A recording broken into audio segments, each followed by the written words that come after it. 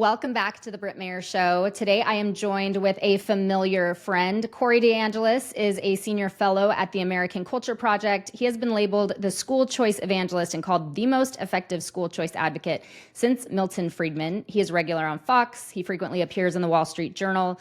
He's also the executive director at Educational Freedom Institute, a senior fellow at Reason Foundation, an adjunct scholar at Cato Institute, a board member at Every time I go through this, Corey, because you're just Corey to me, but I'm like, you're so amazing. I go through your rap sheet. I'm like, you're very impressive. He also holds a Ph.D. in education policy from the University of Arkansas. He is the national bestselling author of The Parent Revolution, Rescuing Your Kids from the Radicals Ruining Our Schools. And he is here today. Thanks for joining us again, Corey. I'm excited just to kind of get your thoughts on where we're at. The last time you were on, I don't even think that Trump had assumed office yet the last time that you joined us. So I'm excited to hear what your thoughts are on what we're seeing in the world of education since Trump 2.0 is official now. Yeah, everything's been fantastic. It's just good news after good news after good news. We're winning so much, I'm almost getting tired of winning. Trump won the parent vote by 9 points. That was a 15-point shift to the right since 2020. And he's showing the American public right now why he won the parent vote. He ran on universal school choice. He ran on abolishing the Department of Education. And his executive orders are flying left and right to dismantle the status quo.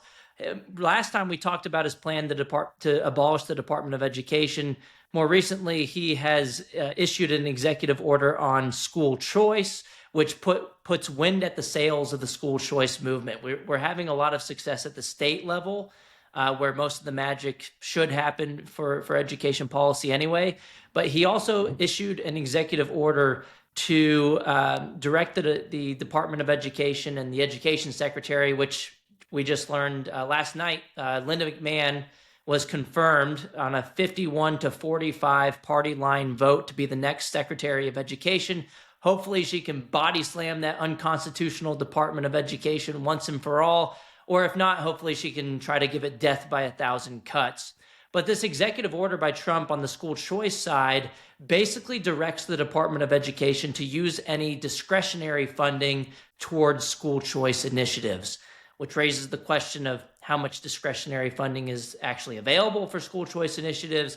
I actually couldn't tell you the answer to that question. So while this is an effective use of the bully pulpit to put a spotlight on the issue of school choice, I don't think it's enough to meaningfully give school choice to every American citizen. It might help at the margins, and it might give more momentum in Congress to pass a more expansive bill, which there is one floating around in Congress right now called the Educational Choice for Children Act. It's a nationwide school choice bill. It would provide about scholarships to about 2 million students, which still it's a step in the right direction, but we have about 50, 60 million kids at the K-12 level in the United States right now. So that's only a small percentage of the total number of kids. That bill did, however, pass out of congressional committee last year out of the House Ways and Means Committee on a party line vote with all Republicans in favor. Speaker Mike Johnson's in support of the bill. President Trump said he would support the bill and sign it. And the majority leader of the Senate, John Thune, is a co-sponsor of the legislation as well. So that's kind of the skinny. Let me ask you a question just on that for those wondering, okay, how would that impact my state? If Congress takes up this universal school choice, which apparently it's looking pretty good, like we have a chance that this could pass. Has this ever happened before? And if it does pass, then what does that look like for parents right now who are tuning in and wondering what's happening in the world of education? What would this change? Yeah, the only thing that Congress has passed on the school choice front, other than charter school funding, has been the DC voucher program. It's a federal district already funded with federal dollars. The money follows the child for a few thousand students each year in DC.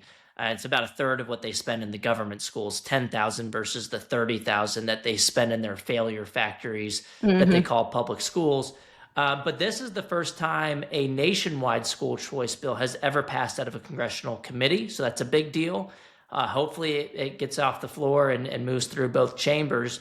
But this one is a federal tax credit. It's no federal dollars following the student, which I think is good news because I don't think there should be any federal dollars for education at all. So it's you keeping more of your own funding that you could donate to scholarship granting organizations, which then low-income families could go to those scholarship granting organizations to get a scholarship to go to a private school. This is how school choice was initially set up in Florida with their tax credit scholarship program. I want you to kind of sit there for a second and tell me how it currently works. Really paint a picture like we're in fifth grade. How does the system work currently?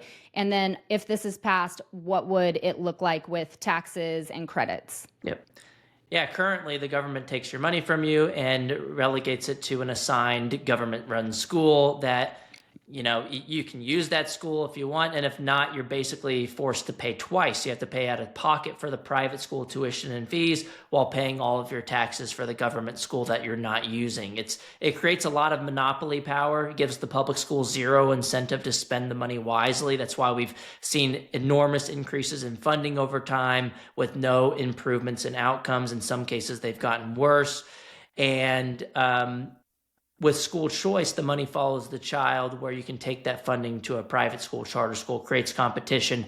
But with this specific bill in Congress, because it's a tax credit, in this new system, you could choose to donate funding to a scholarship granting organization separately, and you could get a tax benefit for doing so. Separately, families can go to these scholarship granting organizations to get a scholarship to go to a private school to help offset those out-of-pocket costs that you'd have to pay to go to a private-run institution. Or you could use it for a home-based education, like a co-op or a homeschool curriculum or a private tutor. And so this is a little like an indirect way to fund school choice, and this would be available across the board for every parent. Would it just be applied to if you have children who are school-aged, or how would that work? This particular proposal is for lower income families. So anybody could donate to the scholarship granting organization. So anybody can benefit that way. But in terms of going to the scholarship granting organization and getting the funding for a scholarship, it's limited to a certain, I think it's like 300% of the free and reduced lunch program income level. And I don't remember what that income level is. So there is that. I would prefer it to be universal. We shouldn't be picking winners and losers, right. But I'd say this is still a step in the right direction. And this is one way that families in blue states could get a taste of school choice without it passing at the state level. Because in California, New York, good luck trying to get a school choice bill across the finish line. At least this would show some proof of concept. Look, school choice is working, because you wouldn't have to get approval from your legislature. You could just say as an individual that I want to donate to a scholarship granting organization, and separately families could say, I don't have to go get approval from the state Democrat legislature in California. I can just go to the scholarship granting organization to get funding to go to a private school. So, and then this also for parents, it would look like, correct me if I'm wrong, but you suddenly would have opportunity to shop around schools. So you wouldn't be forced into your school district, which, like out here in California, I mean, people move into homes based on districting. So it's like, oh, this is district into this school, so that's where I'm moving, so my kid can go there. But under this, it would change the game, correct? Because it would open up opportunity for you to pick and choose which school you actually want to use based on school testing scores and how kids are turning out, safety, all of that. Yes, and if your state also separately passes a state level bill, so this is more likely to happen in my home state, Texas, which we have 76 co-sponsors in our House on the bill to pass school choice this year for all families, regardless of income, so I think that's the better approach. More of the magic needs to happen at the state level, because 90% of the funding for education comes from state and local sources already. So you could also use your school choice scholarship at the state level and pair it together with the congressional bill called the Educational Choice for Children Act. So you could, for example, in Texas, the bill's about $10,000 per student. Let's say your private school tuition is $14,000. Mm-hmm. Well, you could use the tax credit scholarship from the Educational Choice for Children Act and add it to the $10,000 scholarship that is going to pass in Texas this year. It's already passed the Senate. on a mostly party line vote, 19 to 12. Yeah, 12. All the Democrats voted against it. One Republican joined them. And a majority of those Democrats who voted against the school choice bill in Texas sent their own kids to private school. They're big hypocrites on the issue. Interesting. But so in California, what I'm trying to say is if this passes at the congressional level, it would be great. It'll be helpful to afford private school tuition. But that doesn't mean we just drop the ball and we don't keep fighting at the state level too. We got to do both of these things. Well, it seems like just common sense. I've always felt like when it comes to taxes and education, the way that the system's set up right now is so wrong. It's such like they're literally stealing from us and then forcing us into systems and programs that we don't want to be in, and so then we have to pay double, like you said, because we want to shop somewhere else. And we don't do this with any other industry or other level of education. Just imagine if you were assigned to your nearest government-run grocery store. Yes. And if you wanted to go somewhere else, let's say they had empty shelves, they were giving you food poisoning because everything was expired. And if you wanted to do something else, they'd say, oh, go complain to the grocery board, where they tell you, just give us more money, we'll do better next time. And that never actually happens. Hence what occurs with the government-run school system today. Or if you had to pay out of pocket, or even worse, if you had to move to get to a different neighborhood that's assigned to a better government-run grocery store. That would make no sense. Even if you could afford to do so, it's a big pain. And that's the same problem that we have with the government-run school system today. You have to move houses to get better access to a different public school, or you have to pay out of pocket, essentially paying twice. It makes zero sense whatsoever. With higher education, we have Pell Grants that Democrats typically support. Those are scholarships that follow the student. You can choose the community college if you want, but you can also take Pell Grants to a private or even a religious university. Same thing with the federal Head Start program or other state level pre-K programs. Democrats support funding pre-K, but with those programs, the scholarships follow the student. The family can choose where to send their kid. But only when it comes to those in-between years of K through 12 education, they get all up in arms about any change to the status quo, because there's an entrenched special interest, the teachers' unions, who fight as hard as possible against any opportunities for families, because they want to force your kids in their failure factories so they can keep the gravy train going. They can keep your funding regardless of how well they do and regardless of how happy the parents are.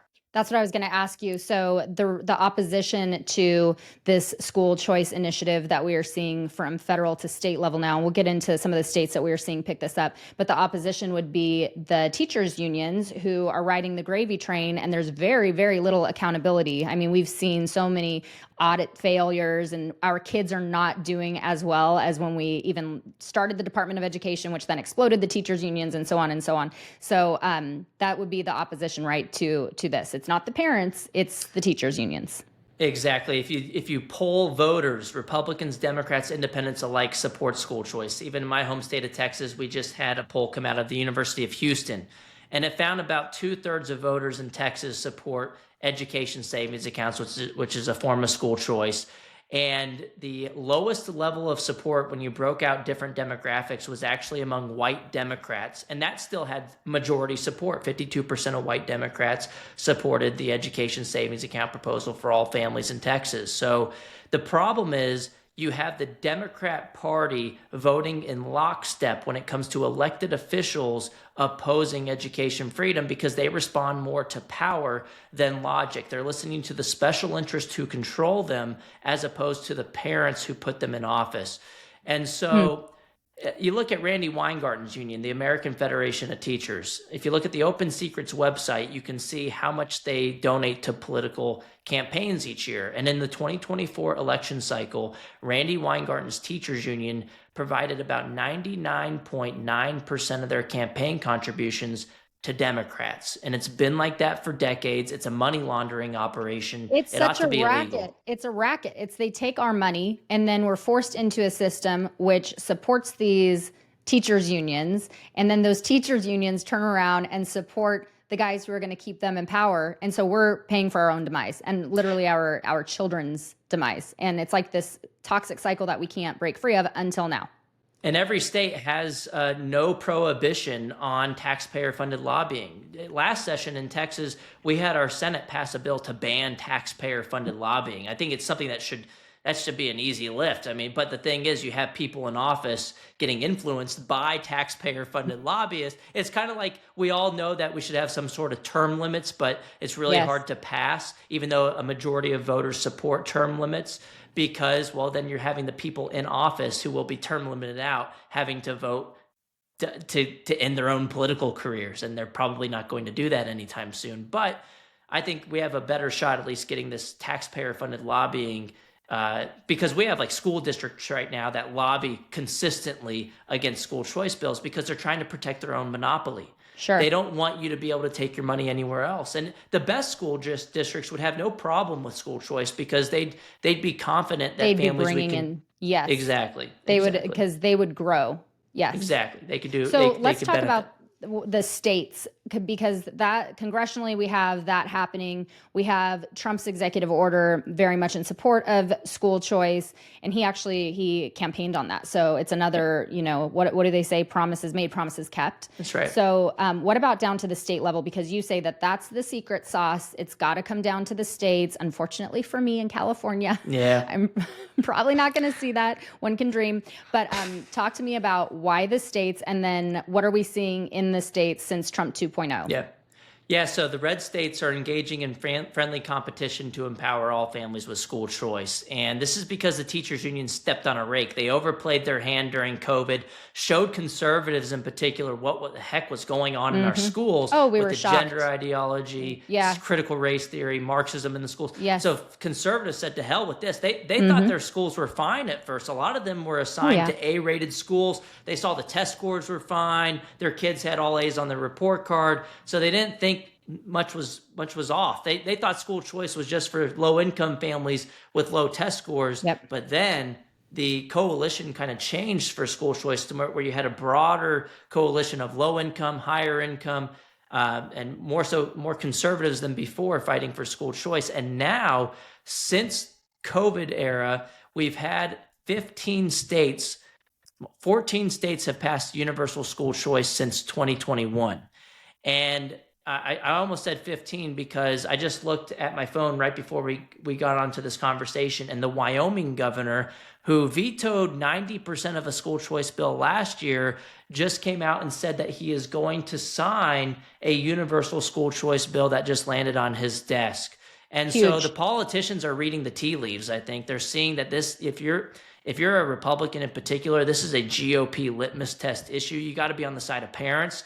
Otherwise, you're on the side of Joe Biden, Kamala Harris, Obama, Hillary Clinton, all the Democrats. This is a winning issue for Republicans. And look what happened with Terry McAuliffe in Virginia after he said that I don't think parents should be telling schools what they should teach.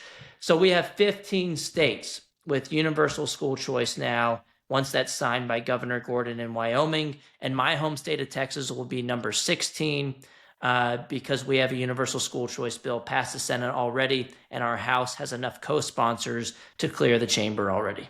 That's so exciting. I was reading your article that was published in the Daily Economy, and you talked about kind of what you were just saying, how parents had this great awakening through COVID era. And I highlighted that 0 states had universal school choice policies prior to 2020. And now we're talking about 16 states potentially very, very soon having these policies implemented, which is just a wild change in the landscape of education. What could parents expect to see with this? If they are in a state that's going to make the switch, what can they expect to see? Yeah, so we've gone 0 to 100 real quick on the school choice front, and it's the teachers union's own fault. In fact, I actually dedicated my new book, The Parent Revolution, to Randi Weingarten. In the front, you can see my dedication to her for overplaying her hand and inadvertently doing more to advance school choice and homeschooling. Sweet. She's just helping you out. Yeah, thank you. So she didn't message me back and endorse the book, but she did do a lot of help in getting this done. But if you do live in a state that does pass universal school choice, that means every family, regardless of income, background, or zip code, can apply for the funding that's meant for their child's education and use it to take it to the school that works best for them. So that could be the public school. If you like your public school, you can keep your public school. For real this time, unlike with your doctor. Obama lied about that. But with school choice, the public schools do actually improve in response to competition. And that option is still on the table everywhere that school choice is passed. You can still choose your public school. So would But that if mean even not, if the best school in your area happens to be an hour away? And I actually have known parents that have made that sacrifice. Does that mean that you could apply this school choice voucher, right? Is that yeah, what it would be? Could you apply yep, that to a school that's an hour away or an hour and a half yep, away? And if it's private, what if it's Christian based? yep. What is every state kind of different, or is there overall It's this is what it would pretty look like? consistent. Yeah, you can take it to other public schools if you want. If the public school will voluntarily receive that funding in that child, it's up to the receiving school district. And then you cannot prohibit religious schools from receiving the funding. So even if you were in a Democrat state and you wanted to pass a bill that was only for non-religious private schools, the Supreme Court recently said, on two occasions recently, in 2020, in Espinoza v. Montana, and in 2022, Carson v. Macon, a case out of Maine, that if you're going to have a school choice program, you can't discriminate against religious families in schools. You can't say that you cannot take it to religious institutions. So every state that passes one of these school choice initiatives, they need to be accepting of families and the type of institution that they're going to choose, whether it's a religious or non-religious private school. And that money would follow the child. The amount differs from state to state, but on average, it's about half of what they spend in the government schools. In the US, we spend about $20,000 per kid per year in the government schools. So on average, the scholarship is about $10,000 per student that would follow the child, because it's just the state portion that follows the child. It's still a significant amount. So the 10,000, how does that, what are you actually paying for then with that voucher? So if I get that 10,000 and I take it to a public school, you're taking it to a private school then, not a public school. The public school is basically business as usual. They're funded based on enrollment. Okay, so the voucher goes toward if I wanted to take it private.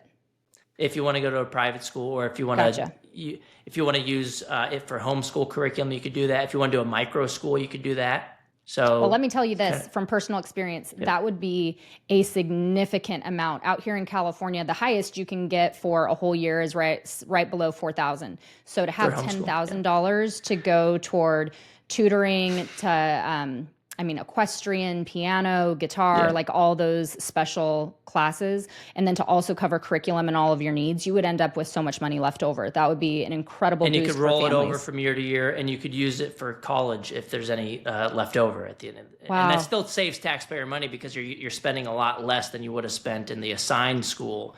And I will say, for homeschooling, in some states, the bills have an amount that's a little lower, or sometimes significantly lower than if you were to use it for a private school. I don't think it should be that way. I think it should be even, regardless of the type of education that works best for you. But I will say, in Texas, our bill has about $10,000 for kids if they go to a school.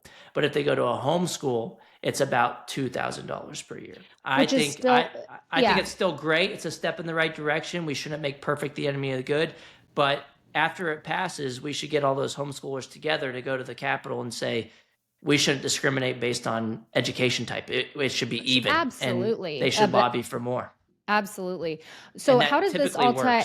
How does this tie into Department of Education and Trump's ideal to get rid of, which we have tried? And you know what, before you answer that, the tie-in, give us just a quick sweeping overview of the history of the Department of Education, because some our new listeners may not have heard you talk through that the first time you were on with us.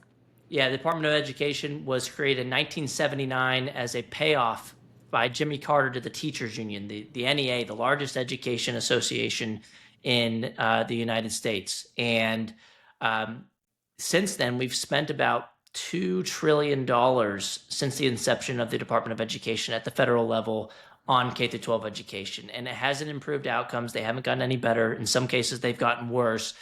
And it's unconstitutional in that the word education is not in the U.S. Constitution. And so it's a violation of the 10th Amendment.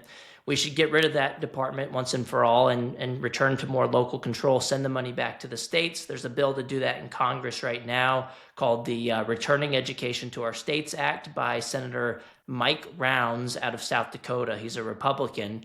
And so that would be the way to get rid of it. The problem is that the Senate requires a 3/5 majority to overcome a filibuster.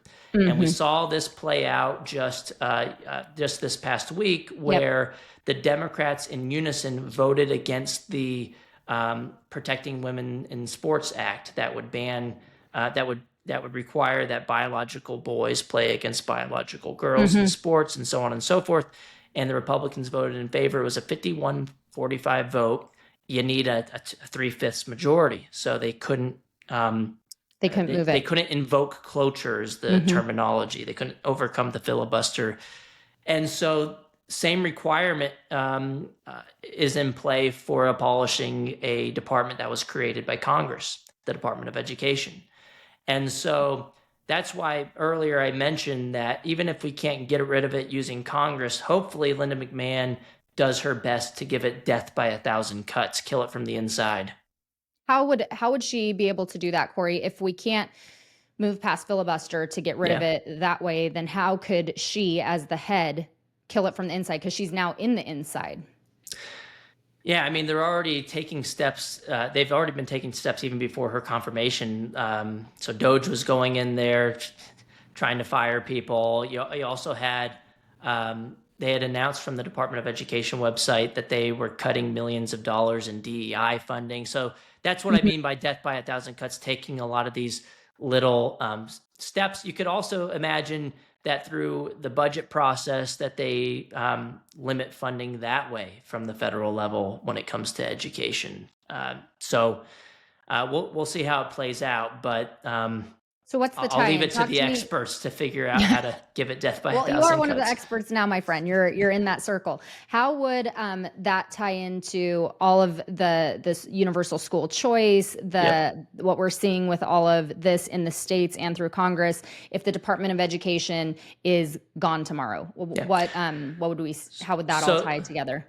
So the bill that has any serious consideration by Mike Rounds is not as destructive as the left wants you to believe. So, for example, they start crying about special needs students. Well, in the bill, I guess they didn't read the bill, or they don't care. They just have Trump derangement syndrome, and since Trump supports it, they have to be against it and use it to fearmonger as much as possible. For example, the special needs programs would move from the Department of Education to the Department of Health and Human Services. The civil rights protections for students would move under the Department of Justice. The money would be granted back to the states using the Department of Treasury. And so you'd actually have more money for education because you'd be wasting less of it on useless bureaucrats in DC, thousands of miles away. The Department of Education currently employs about 4,400 people that are doing a bunch of nothing. You could save that money, send it back to the states, have more local control. And guess what? Every single state already has a Department of Education already. You don't need another one in DC. So when it comes to school choice, if you were to be successful in getting rid of the federal Department of Education, you could still pass the Educational Choice for Children Act, because that bill in Congress is neither run nor regulated by the federal Department of Education. I mentioned earlier that it's a tax credit, doesn't use federal dollars, so it doesn't interfere with Trump's plan to abolish the department. He can walk and chew gum at the same time. He can accomplish both of these goals using different bills, and the bills that are leading right now allow him to do both. And then at the state level, if the Department of Education is abolished, that doesn't really impact the state level school choice bills either. The only impact I'd say is if Trump's Department of Education is, if they do have a significant amount of discretionary funding under the executive order from Trump to use for school choice programs, well, if you'd abolish the department and send that money back to the states, those states might not use that discretionary funding for school choice programs. But like I said earlier, I don't think that's really going to have a big impact at all.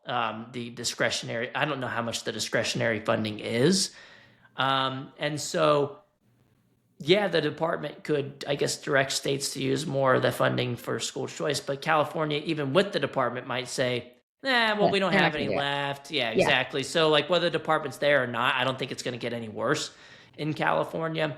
So, I'd just say I think we're in a good spot. And the hope in places like California is that the more that the red states win on this issue, maybe those blue states will become red states if they lose elections on the issue. Yeah. Or maybe they'll read the tea leaves and say, I don't want to end up like Terry McAuliffe in Virginia. I want to be on the side of parents. And maybe they'll stop listening so much to the teachers union and say, hey, maybe we should think about the kids union too, the parents who are now making their voices heard like never before. If enough Democrats were to defect on the issue of school choice, the teachers unions wouldn't be able to control them anymore. The only reason the teachers unions can control the Democrats right now is because you have one or two Democrats that stray and leave their party platform and start to support a Republican policy like school choice, and then they get primaried. It's easy for the teachers unions to primary one or two people. But if all the Democrats locked arm and coordinated together and said, let's just be on the side of parents now, the teachers unions would have to focus on something else. I don't know, maybe on teacher salaries or something that's actually important, as opposed to focusing on controlling other people's kids. Well, all in all, it sounds like there's a whole lot of positive going on, which is encouraging. Give me like the projection as we wrap up here in the next couple months. What do you expect that we are going to see? Just paint the picture for those parents listening. Well, we'll have my home state of Texas get across the finish line on school choice. Our new speaker, has indicated they have the votes in the House. He has campaigned with Abbott on the issue of school choice. He voted for school choice himself last year, even before he became speaker. And so I have confidence that the biggest state for school choice will make it happen this year. 10% of the nation's kids reside in Texas at the school age level. And so that'll be put more wind at the sails of the school choice movement nationally. We'll have other red states that I didn't mention. Tennessee already passed universal school choice this year. Texas is on deck. Wyoming just about to sign. Idaho. And South Carolina is on the cusp of passing universal school choice this year as well. And I will say real quick that when I mentioned states with universal school choice, I mentioned that all families are eligible to apply, but some of them are limited based on budget caps. So in Texas, for example, the proposal is for 100,000 kids based on how much they allocated for it in the budget. Well, there are about 5.5 million kids in Texas. That's not all kids.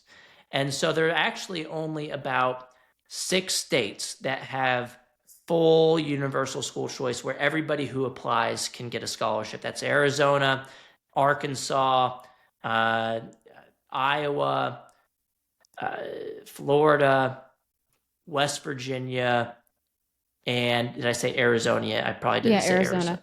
So there's 6 of them. Those have already passed. Those are the best ones where, if you have 100,000 kids apply, you don't have to, it's formula funded where the money literally follows the kids.